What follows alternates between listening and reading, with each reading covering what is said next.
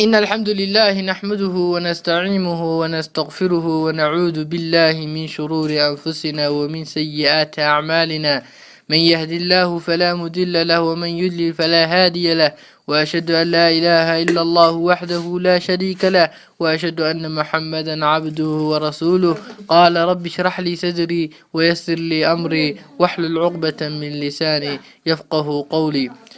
السلام عليكم ورحمة الله وبركاته. walaalaha islaamka ahow, halkan waxaan idii ka wadnaa fariin diini ah, taasi oo ku saabsan sidee baad uga faa'iidaysan lahayd 10 cisho ee u horeeya ee khayrka leh bisha dilqacda, oo 10 cisho oo ajarkaaga, xasanaadkaaga, wanaagaaga iyo dhammaan waxa aad samayso lagu labalaabayo, hadduu yahay shar iyo hadduu yahay khayrba.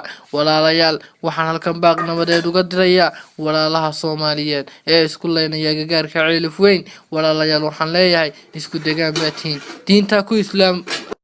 diinta ku walaalowdeen. walaalayaal istaaya, walaalayaal colaaddu ma fiicna, istaaya, heshiiya, nabadda ayaa badhaadho iyo bashbash lagu gaadhaa. walaalayaal ka digtoonaana yaan shaydaanku idii macaaneen.